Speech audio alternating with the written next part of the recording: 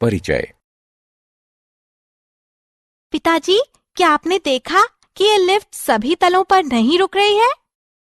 मैंने देखा प्रेरणा, ये दूसरे, चौथे, छठवें, 8वें और 10वें तलों पर रुक रही है। संख्याएं 2, 4, 6, 8 और 10 2 की गुणज है। सही है ना पिताजी? बिल्कुल सही है प्रेरणा। क्या तुम जानती हो कि 2, 2, 4, 6, 8 और 10 संख्याओं का गुणनखंड भी है?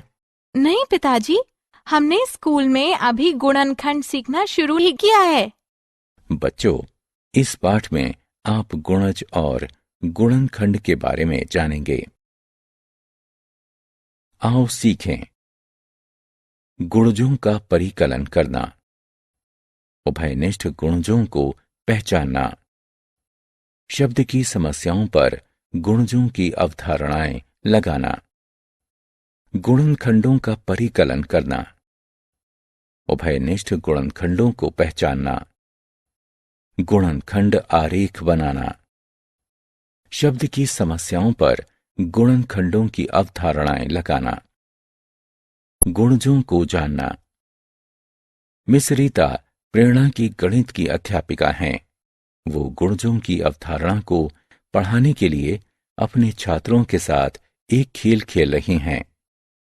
वो 3 के गुणजों के साथ शुरू करती हैं। लगभग 10 छात्र मिस रीता के आसपास खड़े हो जाते हैं। हर छात्र के पास 30 कंचे हैं। मिस रीता एक छात्र की ओर इशारा करती हैं। वो अपने मन में याद करता है कि 3 गुणा 1 3 होता है।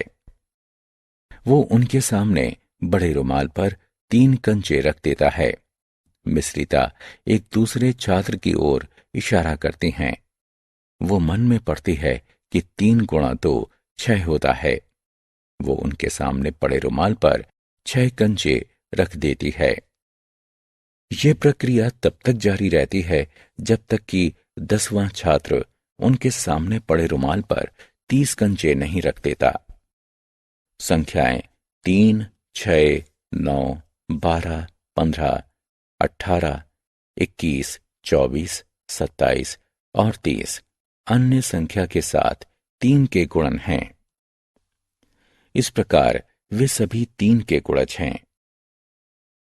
गुणजों की मूल बातें। एक संख्या के गुणज वे संख्याएं होती हैं जो वास्तविक संख्या के साथ किसी अन्य संख्या का गुणन होती हैं। गुणजों को बेहतर ढंग से समझने के लिए आइए निम्न पर गौर करते हैं। गुणजों के तथ्य, उभयनिष्ठ गुणज एवं गुणजों के अनुप्रयोग। गुणजों के तथ्य। अब हम गुणजों के कुछ दिलचस्प तथ्यों को जानेंगे। वेद प्रेरणा का छोटा भाई है। वो 4 कंचों का एक बक्सा खरीदता है। वो कंचों की कुल संख्या को इस प्रकार बतलाता है, 4 गुणे 1 बराबर 4। प्रेरणा बिस्किट का एक पैकेट खरीदती है जिसमें 5 बिस्किट हैं। वो बिस्किटों की कुल संख्या को इस प्रकार बतलाती है, 5 गुणा 1 बराबर 5। रश्मि प्रेरणा की बड़ी बहन है। वो 1 किलो आम घर लाती है जिसमें 6 आम होते हैं। वो आमों की कुल संख्या को इस प्रकार बतलाती है, 6 गुणा 1 बराबर 6।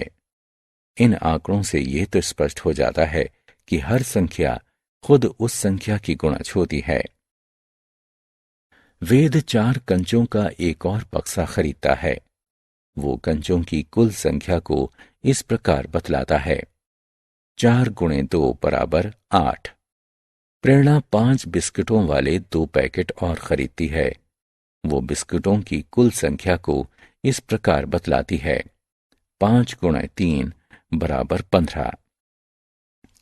रश्मि 3 किलो आम और खरीदती है जिसमें हर 1 किलो में 6 आम हैं। वो आमों की कुल संख्या को इस प्रकार बतलाती है, 6 गुणे 4 बराबर 24। इन आंकड़ों से यह स्पष्ट हो जाता है कि हर संख्या खुद की सबसे छोटी गुणज होती है। वेद 4 कंचों का एक और बक्सा खरीदता है। कुल कंचों की संख्या है 4 गुणे 3 बराबर 12। प्रेरणा 5 बिस्कुटों वाले 2 पैकेट और खरीदती है। बिस्कुटों की कुल संख्या है 5 गुणे 5 बराबर 25। रश्मि 3 किलो आम और खरीदती है, जिसमें हर किलो में 6 आम हैं। अब आमों की कुल संख्या है 6 गुणे 7 बराबर 42। इन आंकड़ों से यह स्पष्ट हो जाता है कि एक संख्या के नए गुणजों को इस संख्या में एक नई संख्या से गुणा करके तैयार किया जा सकता है। इस तरह एक संख्या के अनंत गुणज होते हैं।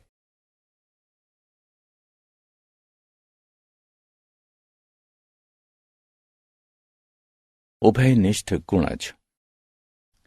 रीमा और प्रेरणा एक खेल खेल रही हैं। रीमा सड़क पर लाल रंग और हरी रंगों की कारों को गिनेगी। वो उन्हें 3 के गुणज के रूप में बताने का प्रयास करेगी। प्रेरणा सड़क पर लाल रंग और हरी रंग की बसों को गिनेगी। वो उन्हें 6 के गुणज के रूप में बताने का प्रयास करेगी। रीमा 12 लाल रंग की कारें और 18 हरी रंग की कारें देखती है। वो उन्हें इस प्रकार दर्शाती है: 3 गुणे 4 बराबर 12, 3 गुणे 6 बराबर 18। प्रेरणा 18 लाल रंग की बसें और 24 हरे रंग की बसें देखती है। वो उन्हें इस प्रकार दर्शाती है: 6 गुणा 3 बराबर 18, 6 गुणा 4 बराबर 24। 18, 3 और 6 दोनों का गुणज है। इस तरह के गुणजों को उभयनिष्ठ गुणजों के रूप में जाना जाता है। प्रेरणा और उसकी मां एक गुलाब के बगीचे में है। प्रेरणा देखती है कि एक क्षेत्र में लाल रंग के गुलाब के पौधे प्रत्येक पंक्ति में 12 पौधों वाली 2 पंक्तियों के क्रम में लगाए गए हैं। एक दूसरे क्षेत्र में पीले रंग के गुलाब के पौधे प्रत्येक पंक्ति में 8 पौधों वाली 3 पंक्तियों के क्रम में लगाए गए हैं। और एक और दूसरे क्षेत्र में गुलाबी रंग के गुलाब के पौधे प्रत्येक पंक्ति में 6 पौधों वाली 4 पंक्तियों के क्रम में लगाए गए हैं। 24, 2, 3, 4, 6, 8 और 12 का एक गुणज है। गुणजों के अनुप्रयोग। आइए अब हम कुछ शब्द की समस्याओं पर गुणजों की अवधारणा लगाते हैं। वेद, प्रेरणा और रश्मि अपने घर की ओर पट्टियों पर दौड़ रहे हैं। चौथी पट्टी से शुरू करते हुए वेद एक बार में 2 कदम चलता है। प्रेरणा एक बार में 4 कदम चलती है और रश्मि एक बार में 6 कदम चलती है। 24वें कदम पर अपने घर पहुंच जाने से पहले किस अगले कदम पर वे तीनों एक साथ होंगे? वेद के कदम चौथे, छठे, 8वें, 10वें, 12वें, 14वें, 16वें, 18वें, 20वें, 22वें और 24वें हैं। 4, 6, 8, 10, 12, 14, 16, 18, 20, 22 और 24 2 के गुणज हैं। प्रेरणा के कदम 8वें, 12वें, 16वें, 22वें और 24वें हैं। 8, 12, 16, 20 और 24 4 के गुणज हैं। रश्मि के कदम 12वें, 18वें और 24वें हैं। 12, 18 और 24 6 के गुणज हैं। 12, 2, 4 और 6 का प्रथम उभयनिष्ठ गुणज है। इस तरह वे 12वें कदम पर मिलेंगे। आओ खेलें। सही विकल्पों को उठाकर रिक्त स्थानों की पूर्ति करें। गुणनखंडों को जानना। मिस रीता प्रेरणा की गणित की अध्यापिका गुणनखंडों की अवधारणा को समझाने के लिए अपने छात्रों के साथ एक और खेल खेल रही हैं। मिस रीता एक छात्र को बुलाती हैं और एक पहाड़ा सोचने के लिए उससे कहती हैं, जिसमें 12 एक गुणन के रूप में दिखाई दे। साथ ही वो उसे उस पहाड़े की संख्या अनुसार रखी हुई बहुत सी पीले रंग की गेंदों को उठाने के लिए कहते हैं। छात्र 2 पीले रंग की गेंदें उठाता है, अर्थात उसने 2 का पहाड़ा सोचा था। वो 4 और छात्रों के साथ इस अभ्यास को दोहराती हैं, जिसके परिणाम स्वरूप 2, 3, 4, 6 और 12 प्राप्त होते हैं, अर्थात 2, 3, 4, 6 और 12 12 के गुणज हैं। गुणनखंडों की मूल बातें। एक संख्या के गुणनखंड वे संख्याएं होती हैं जो वास्तविक संख्या को भाग देने से प्राप्त होती हैं तथा शेष शून्य होता है। गुणनखंडों को बेहतर समझने के लिए आइए देखते हैं गुणनखंडों के तथ्य। उभयनिष्ठ गुणनखंड, गुणनखंड आरेख और गुणनखंडों के अनुप्रयोग। गुणनखंडों के तथ्य। आइए अब हम गुणनखंडों के बारे में कुछ दिलचस्प तथ्यों को देखते हैं।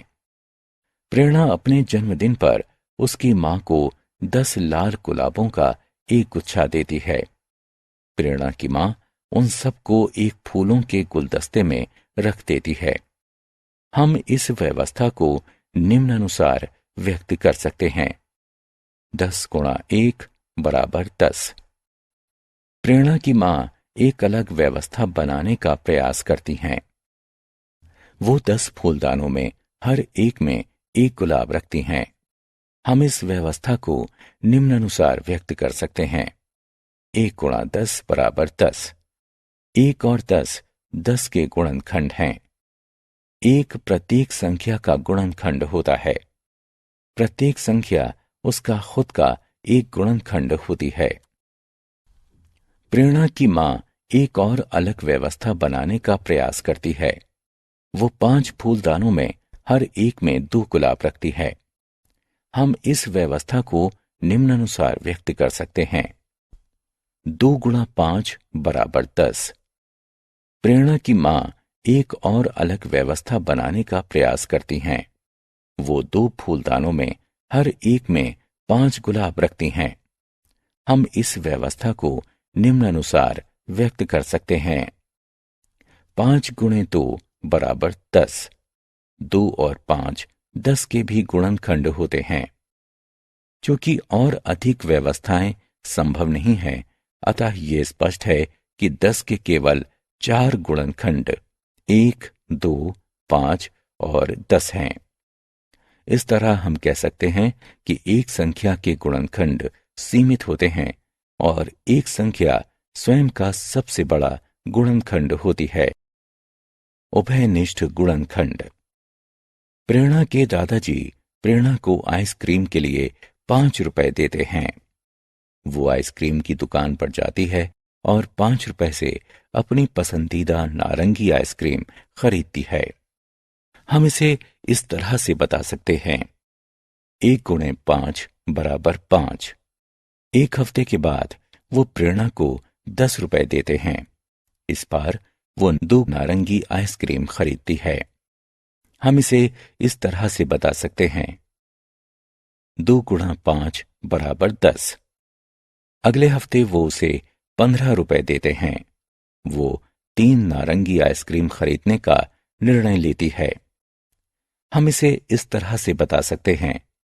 3 गुणा 5 बराबर 15। ये स्पष्ट है कि 5, 5, 10 और 15 का एक गुणनखंड है। इस तरह के गुणनखंड उभयनिष्ठ गुणनखंड के रूप में जाने जाते हैं। गुणनखंड आरेख। आइए अब हम गुणनखंड आरेख की सहायता से 18 के गुणनखंड बताते हैं। 18 को 9 और 2 के गुणनखंडों के रूप में व्यक्त किया जा सकता है। हम 18 से 2 शाखाएं खींचते हैं। एक को 9 के रूप में और दूसरी को 2 के रूप में चिन्हित करते हैं। 9 को 3 व 3 के गुणन के रूप में लिखा जा सकता है। हम 9 में से 2 शाखाएं खींचते हैं। दोनों को 3 के रूप में चिन्हित करते हैं। 3 को केवल 1 गुणा 3 के रूप में लिखा जा सकता है। 2 को केवल 1 गुणा 2 के रूप में लिखा जा सकता है। इसलिए हम इन गुणनखंडों को छोड़ देते हैं। 18 के लिए अब गुणनखंड आरेख तैयार है। हम 18 को 3, 3 और 2 के गुणन के रूप में लिख सकते हैं। 18 को 6 और 3 के गुणन के रूप में भी व्यक्त किया जा सकता है। हम 18 से 2 शाखाएं खींचते हैं, एक को 6 के रूप में और दूसरी को 3 के रूप में चिन्हित करते हैं। 6 को 2 और 3 के गुणन के रूप में लिखा जा सकता है। हम 6 से 2 शाखाएं बनाते हैं, एक को 2 के रूप में और दूसरी को 3 के रूप में चिन्हित करते हैं। गुणनखंड आरेख तैयार है। अब हम 18 को फिर से 2, 3 और 3 के गुणन के रूप में लिख सकते हैं। गुणनखंडों के अनुप्रयोग। आइए अब हम कुछ शब्दों की समस्याओं के लिए अवधारणा लगाते हैं। प्रेरणा के पास एक चार्ट पेपर है जो 4 फीट लंबा और 6 फीट चौड़ा है। उसे चार्ट पेपर पर तस्वीरें चिपकानी हैं। उसके पास हर तस्वीर अलग अलग आयामों की हैं। 2 feet by 2 feet, 3 feet by 3 feet और 2 फीट बाय 5 फीट। उन्हें काटकर छोटी किए बिना वो चार्ट पेपर पर किस आकार की तस्वीरें चिपका सकती है? आइए हम जांच करते हैं कि तस्वीरों के आयाम चार्ट पेपर के आयामों के गुणनखंड हैं अथवा नहीं।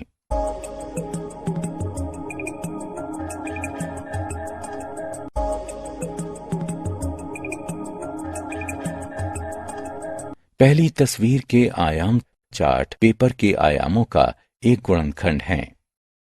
इस तरह प्रेरणा तस्वीरों को काटे बिना चार्ट पेपर पर 2 फीट बाय 2 फीट के आयामों की तस्वीरें चिपका सकती है। आओ खेलें। क्लिक करें और कॉलम क की वस्तुओं का कॉलम ख की वस्तुओं से मिलान करें।